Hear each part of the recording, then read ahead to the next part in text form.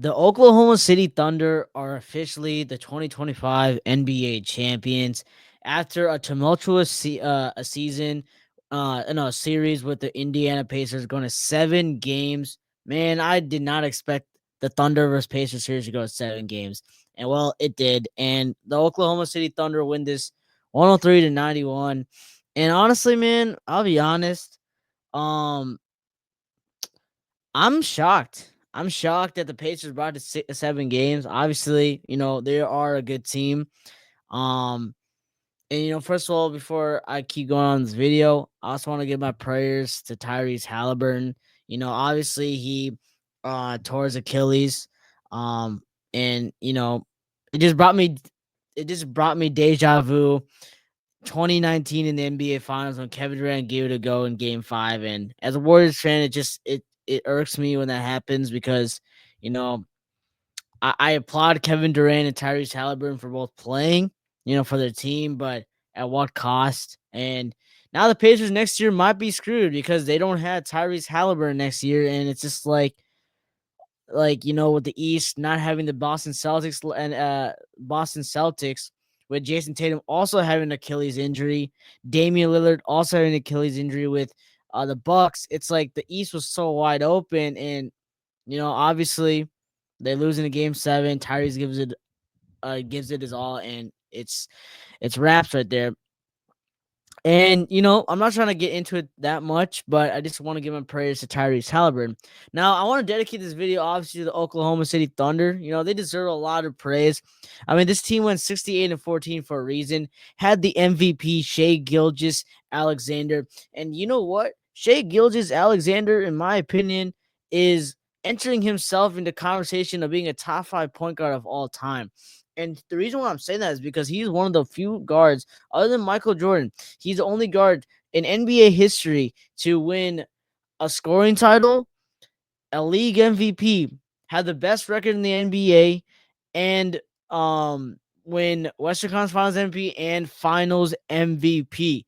That is just crazy to me. And Shea had a really good outing against the Pacers in this whole series. He averaged 30 points with 48%, 44% of the field. And my thing with Shea is like obviously he didn't have the greatest game 7, but if you see his box score, he had 12 assists, which is really good for Shea. And obviously he was shot chucking against them, but it didn't really matter. At the end of the day, the Thunder did win. And Shea is only gonna get better. He is also a 3-time All NBA first team player. So my hats off to Shea Gilgeous Alexander. I was hating on him earlier this season, but honestly, after this finals, man, like I just became a fan of him, man. I think he's a really good player. I like J-Dub a lot. And I just think that Sam Presti really knows what he's doing. And my thing is, if you guys look at the thumbnail video, I put the old Thunder to the new Thunder. And the reason why is because it's kind of crazy because this uh this NBA championship really came down to many trades because obviously to win a championship you need the roster. And the Paul George trade where they gave 5 first round picks and a pick swap is it's just crazy. It's crazy because you got J Dub out of that, you got Aaron Wiggins out of that. Obviously they draft Chet because they were that bad of a team. You got Shea Gilgeous Alexander, who, at the time he was a lottery pick, but we didn't know what his ceiling was when he was a Clipper. And all to my Clipper fans out there, because I'm not a Clippers fans, but just to the Clippers fans out there, I feel your pain. But obviously, I still will double down on that trade to this day that it was a good trade. The reason why I say that is because Paul George at the time was a top 3 MVP candidate that year, and you wouldn't have gotten Kawhi Leonard if it wasn't for Paul George. He wanted to play with Kawhi. Kawhi wanted to play with Paul George, and at the end of the day, you got to give what you got to give to get the players on your team. Obviously, injuries barred them from winning, but I feel like they had the roster to compete for the championship, man. They really did. Now, I did see a lot of people after, it's really common when an NBA team wins the championship, you go off and say, oh, are they going to be a dynasty? And I just want to hold people's horses there because my thing is we said that about the Celtics, and then they didn't win this year. We said that about the Nuggets, and then they got out in the second round. I'm not saying the Thunder are they going to be the same because I think the Thunder are a different team. They're a lot younger, a lot.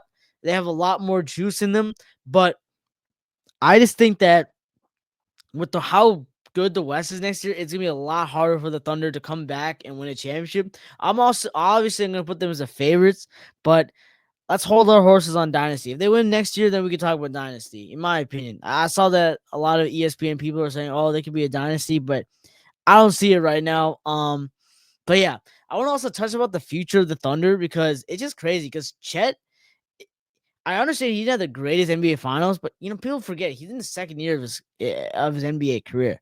Obviously, his first year he didn't play. Second year, had an up and down playoffs. This year, also another up and down playoffs, but still had some big moments. He did ball out in Game 7 when it mattered the most.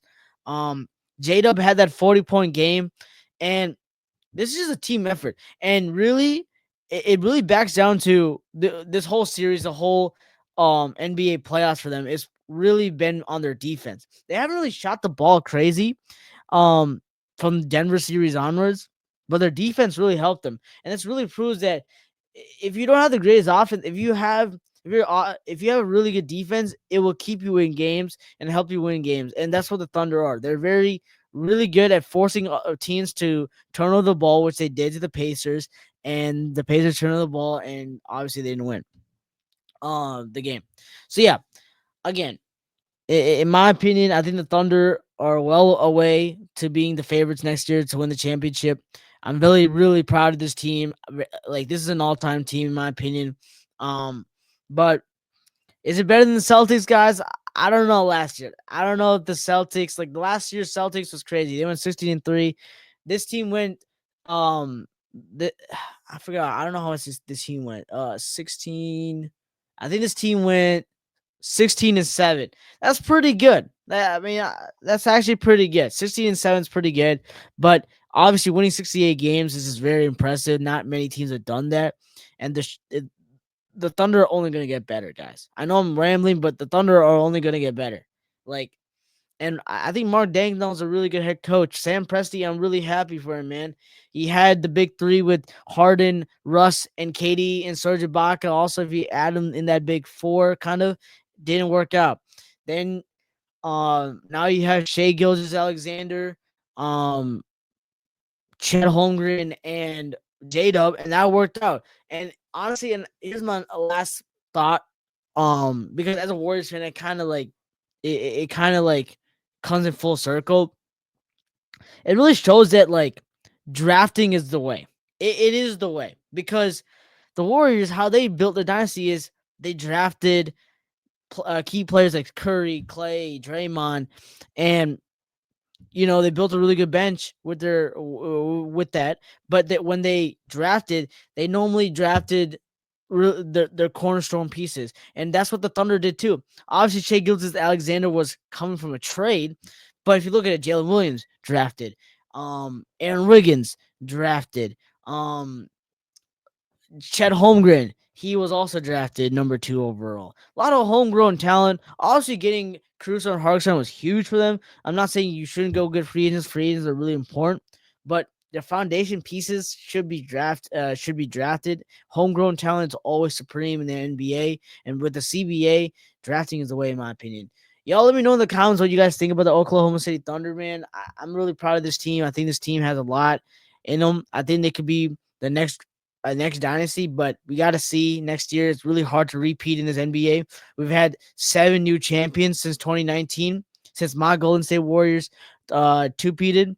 So we got to know. We got to see in the coming years, but I think the Thunder have the best chance to have a dynasty here. Y'all let me know in the comments. It's been your boy Slashing Got. Next, I'm out. Peace.